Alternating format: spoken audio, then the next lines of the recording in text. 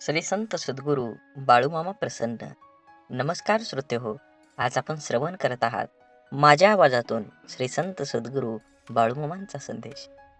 हा संदेश तुम्ही नक्कीच शेवटपर्यंत बघा. तुम्ही फक्त तुमच्या जीवनातील 15 मिनिटं बाळूमामांचा हा संदेश एका ठिकाणी शांत बुद्धीने ऐकून घ्या. तुमच्या जीवनातील प्रत्येक गोष्टीवर उत्तर तुम्हाला नक्की मिळणार आहे. आज ज्या परिस्थितीत तुम्ही जीवन जगताय, नक्कीच त्या परिस्थितीला तोंड देण्याला तुम्हाला काहीतरी मार्ग सापडेल, याची मी 100% गॅरंटी देतो. मामा म्हणतात, बाळा फक्त तू हा संदेश ऐक. नक्कीच तुझ्या जीवनामध्ये चांगल्या आनंदाच्या बातमीची बातमी ही नक्कीच येणार आहे. माणसाला मीपणात आजूबाजूच्या सगळ्या गोष्टींचा विसर पडून जातो. त्याला हे कळत नाही की कुणी जन्माला येताना कुठलंही लेबल लावून जन्माला येत नाही, तर फक्त एक माणूस म्हणून जन्माला येतो आणि मरतानाही एक माणूस म्हणून मरत असतो. तेव्हा आपण जिवंत असताना आपल्यातील माणसाला कधीही सोडचिठ्ठी द्यायची नाही, कारण शेवटी तुम्ही एखाद्या पदावरचे अधिकारी व्हा. विविध कार्यक्षेत्रातील गुणवंत म्हणून कसे आहात यापेक्षा तुम्ही माणूस म्हणून कसे आहात हे जास्त महत्त्वाचं असतं. कारण आपलं हे गुणवंत व्यक्तिमत्व हे आपल्या आयुष्यातील यशाच्या शिखरावर असताना लोकांना भावलेली मुद्रा असते. त्या काळात आपल्या हाती सत्तेची दोर असल्यामुळे सगळेजण आपल्याला मान आदर देत असतात. आपल्या प्रत्येक गोष्टीला अतिशय युक्तीने दाद दिली जाते. अगदी आपलं माकड चाळी सुद्धा लोकांना हनुमंतांच्या सूर्यबिंब गिळण्यासाठी घेतलेल्या झेपेपेक्षा महान वाटत असतं. परंतु इतिहासाचं धडे खोकून खोकून सुद्धा आपल्याला हे लक्षात येत नाही की सगळा मामला भाटगिरी, हुजूगिरी, चमचेगिरी असते. जसे जगन्नाथाच्या रथाखालून चालणाऱ्या कुत्र्याला सारे लोक मला नमस्कार करतात असं वाटतं, पण रथ डोक्यावरून बाजूला होताच पाठीवर काठी बसते आणि सत्याची जाणीव होते. तसंच आपलं होत असतं. तेव्हा या ठराविक कालमर्यादेची मर्यादा असणाऱ्या तथाकथित मोठेपणाच्या ओळखीची धाव धरण्यापेक्षा शेवटच्या श्वासापर्यंत साथ देणाऱ्या आपल्यातल्या प्रामाणिक माणसाला कधीही अंतर द्यायचं नाही. हा संदेश तुम्ही जर उघडला असेल तर शेवटपर्यंत नक्की ऐका, जेणेकरून बाळूमामांची कृपा तुमच्यावर आणि तुमच्या कुटुंबावर अखंड राहील आणि तुमच्या जीवनात एक असं वळण येईल की तुम्ही तुमच्या जीवनाचं आपूट पूर्ण आयुष्य बदलून टाकचाल. कारण चांगले विचार आणि चांगली संगत माणसाला नेहमीच यशाच्या शिखरावर नेऊन पोचवतं. असेच बाळूमामांचे संदेश आपल्यापर्यंत पोहोचण्यासाठी पहिल्यांदा व्हिडिओला लाईक करा.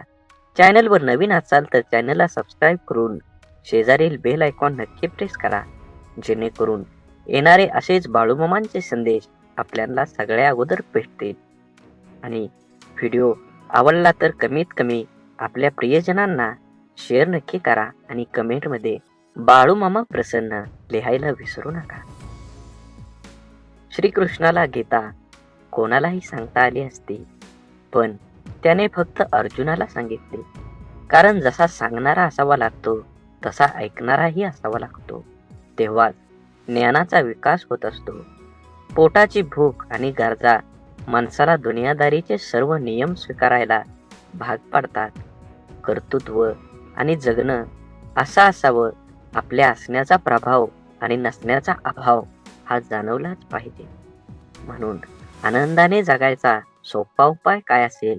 जी माणसं हक्काने आपल्याकडे येतात ती परत जाता कामा नये, आणि जी जातात ते आपल्या लक्षात पण येता कामा नयेत. अडथळे तर क्षणिक असतात, पण त्या क्षणात खचून न जाता धीराने त्यांना सामोरं जाणं हेच तर आयुष्य आहे. जीवनात जलद गतीने मिळणारं यश अहंकार निर्माण करतं, तर उशिरा मिळणारं यश आपलं व्यक्तिमत्व तयार करतं. हरवलेल्या वस्तूही सापडू शकतात, पण एकच गोष्ट अशी आहे की जी एकदा हातातून निसटली की कोणत्याही उपायानं पुन्हा मिळू शकत नाही, आणि ती असते आपलं आयुष्य.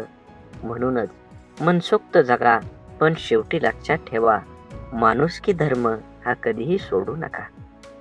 काटा जरी काट्यासारखा वागला तरी फुलानं आपलं फुलणं सोडायचं नसतं. जीवनाचं रस्तं खडतर असलं तरी रस्ता बदलून का होईना परंतु चालणं सोडायचं नसतं. एखाद्या अडचणीत माणूस कामाला आला नाही म्हणून एकदा जोडलेलं नातं लगेच तोडायचं नसतं. हीच खरी मैत्री आणि हीच खरी नाती. जोडलेलं जपायला जमलं आणि जगणं जमलं हे आयुष्य एकदम सोपं होऊन जातं. परकेपणाच्या दुरावावर आपुलकीची फुंकर घातली ना की दुरावलेली नाती जवळ येण्यास वेळ लागत नाही. सोडून दिलेल्या भावना ह्या विरघळलेल्या चॉकलेट सारख्या असतात. फ्रीजमध्ये ठेवल्यानंतरही पुन्हा पहिल्यासारख्या आकार घेत नाहीत. म्हणून दुरावा कोणतंच नातं संपवत नाही आणि जवळीक कोणतीही नातं घट्ट करत नाही. तर नात्याची घेतलेली काळजी आणि केलेला सन्मान यामुळेच नातं अधिक मजबूत होतं आणि टिकत देखील राहतं. त्यामुळे नात्यांची काळजी घेत राहा. तुमचा आजचा दिवस निरोगी आणि आनंदी आणि यशस्वी जावो हीच बाळूमामांच्या चरणी माझी प्रार्थना. बाळूमामा म्हणतात, नक्कीच तुम्ही तुमचं जीवन हे चांगल्या पद्धतीनं जगलं पाहिजे. आयुष्यात अशा माणसांचं असणं खूप आवश्यक असतं ज्याला मनाची परिस्थिती सांगण्याची शब्दांची गरज नसते. विश्वासघात करणाऱ्या माणसाला जाब विचारण्यापेक्षा त्या माणसाची बोलणं सोडणं हीच त्या व्यक्तीसाठी मोठी शिक्षा असते. माणसाला कधी कधी पाठीमागं लागलेली संकटेच पुढे जाण्याचा मार्ग मोकळे करतात. म्हणून कधी कुणावर विश्वास ठेवू नका आणि ठेवलात तर त्याच्यावर 100% ठेवा. गरजा आणि इच्छा यामध्ये खूप फरक असतो आणि त्यांचा समतोल साधताना संपूर्ण आयुष्य निघून जातं. कधी कुणावर जास्त अवलंबून राहू नका. चालता चालता लोक विश्वासघात करतात हो. शब्द देऊन आस निर्माण करण्यापेक्षा साथ देऊन विश्वास निर्माण करणं हे सगळ्यात जास्त महत्वाचं असतं. आयुष्य एकदाच मिळतं, जगायला शिकलं पाहिजे. माझा जन्म गरीब घरात झाला. माझ्याजवळ खानदानी संपत्ती नाही, जमीन नाही. परिस्थितीमुळे मला योग्य शिक्षण मिळालं नाही. ह्या आणि अशा कित्येक सबबी पुढे करणं, त्यावर चर्चा करून आता हातात आहे तो वेळ सुद्धा वाया घालवणं म्हणजे दुःखाचं, अपयशाचं, अधोगतीचं खापर दुसऱ्यांवर फोडणं. दुसऱ्याची सहानुभूती मिळवून मनाचं समाधान करून घेणं हा वेडेपणा आहे. ज्याला आयुष्यात काही करायचंच नाही तो असे बहाणे शोधत असतो. ज्याला आयुष्यात काही मिळवायचं आहे, फक्त जगायचं नाही तर आनंदानं जगायचं आहे, तो कारण न सांगता आहे त्या परिस्थितीत आजूबाजूला लपलेल्या संधी शोधतो. एक माणूस पंखा साफ करण्यासाठी स्टूलवर एक पाय ठेवतो, तेवढ्यात दुसरा पाय ठेवणार, स्टूल तुटतो. तो माणूस वैतागतो, चिडचिड करतो, पण त्याची बायको म्हणते, तुमचं नशीब खरंच खूप चांगलं आहे, स्टूलवर चढल्यावर नाही तुटला, नाहीतर स्टूल बरोबर तुमचाही पाय तुटला असता. घटना एकच आहे पण दृष्टिकोन 2 आहेत. विचारांची दिशा बदलली की दुःख, अपयश जीवनात जिंकायला, आनंदाने जगायला शिकवतात. म्हणून जगणं निरंतरक म्हणतो तो बेमान आहे. हवं ते घेता आलं पाहिजे. आयुष्य हे खूप मोठं दुकान आहे. आयुष्यात काय मिळवायचं आणि काय सोडून द्यायचं हे ठरवता आलं की जगणं कसं सोपं होतं.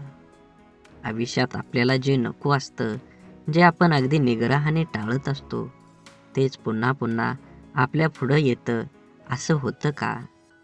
कारण जे आपल्याला नको असतं तिकडे आपण नको तितकं लक्ष देतो. त्या गोष्टींना आपण नको तितकं महत्त्व देतो. जे आपल्याला नको असतं त्या गोष्टींना विरोध, प्रतिकार करण्यात, त्या गोष्टींचा तिरस्कार करताना चिडचिड करत आपण आपली शक्ती वाया घालवतो आणि हवं ते मिळवण्याकडे लक्ष द्यायला आपल्याकडे वेळ आणि शक्ती उरत नाही. ज्या गोष्टी आपल्याला आवडत नाहीत, नको वाटतात, त्यांच्याकडे जास्त लक्ष देऊ नये. हे असंच का, ते तसंच का असा विचार करण्यात, तक्रारी करण्यात दंग राहू नये. अंधाराची भीती वाटत असेल तर फक्त नको तो अंधार म्हणून तो नाहीसा होत नाही. नेहमीच अंधाराला घाबरण्यापेक्षा अंधारात जाऊन काय होतं ते एकदा बघावं.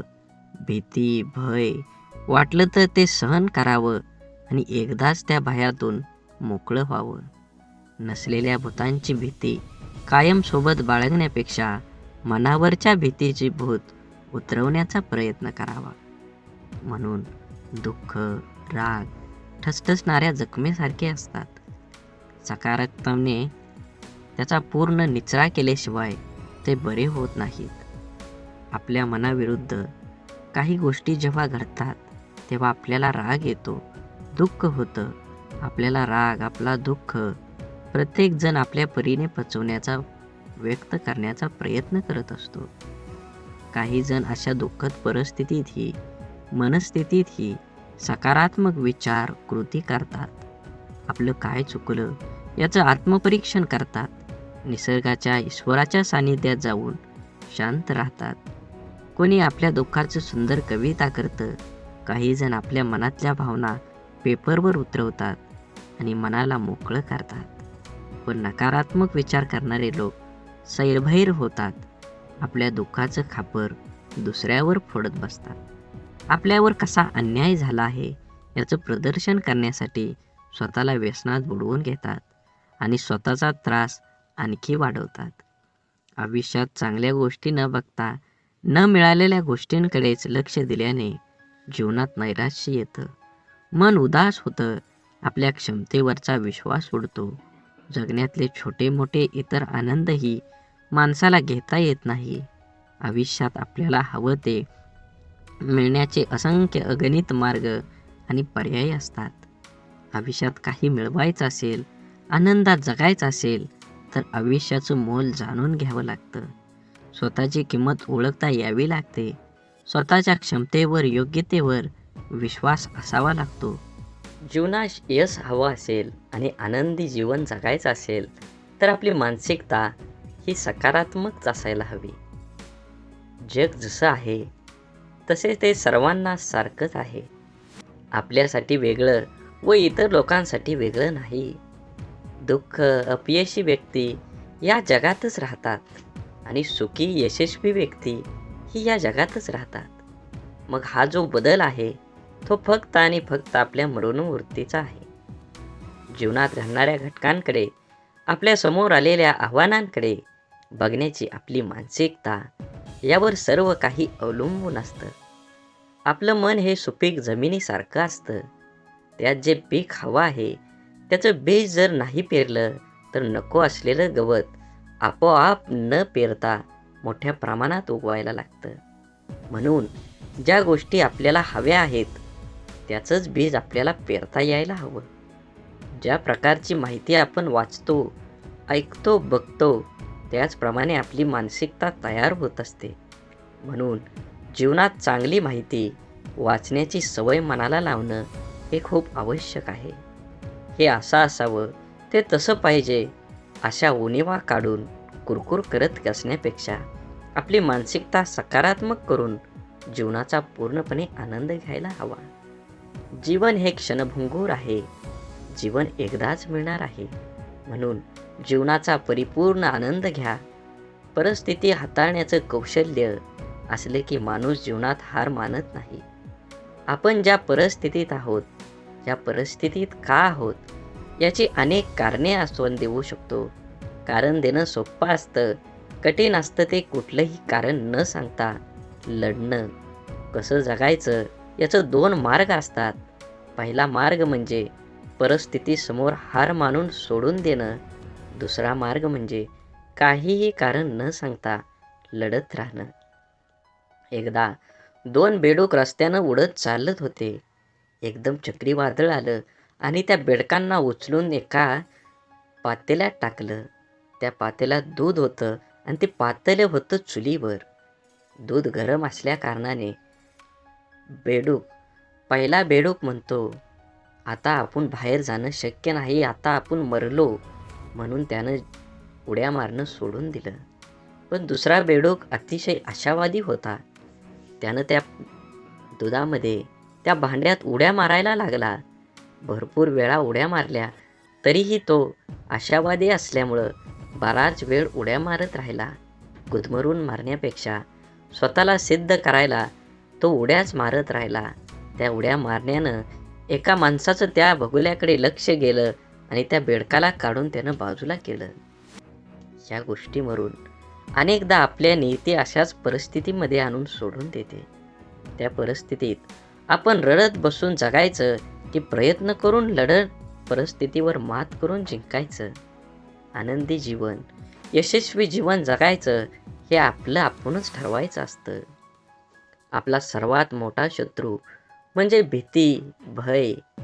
आपण जर इथलं राहिलो तर वाटेल तो आपल्याला दडपण्याचा प्रयत्न करेल. म्हणून माणसाने नेहमी निर्भय राहण्याचा प्रयत्न करावा. ज्या गोष्टीबद्दल आपल्याला मनात भीती निर्माण होते ती गोष्ट करण्यास आपलं हातपाय हिंमत करत नाही. जी गोष्ट आपण सहज करू शकतो ती सुद्धा आपण संशय भीतीपोटी गमावून बसतो. रिकाम्या भीतीमुळे आपली शारीरिक व मानसिक दोन्ही क्षमता कमी होते. त्यामुळे आपण स्वतःवर दुःखी, कर्तव्यशून्य होतोच, पण त्याचबरोबर आपल्या सहवासातील व्यक्तींनाही नाउमेद करतो. जेव्हा आपण एखादी गोष्ट करण्याबाबत निश्चय दृढ करतो आणि त्यावेळेस आपलं सहकारी बोलतात की मला नाही वाटत तू हे करू शकतो, मोठ्यांना जमलं नाही ते आपल्या सामान्यांना काय जमणार, तेव्हा यांना नाउमेद करणाऱ्या विचारांचा परिणाम आपल्या मनावर होऊ दिला नाही तर यश हे आपलंच असतं. निश्चयाची, निर्भयतेची, आपण करू शकतो या भावनेची शक्ती अफाट असतं. एकदा का मन निर्भय झालं की दुबळे अशक्त शरीरही अफाट कार्य करू शकतं.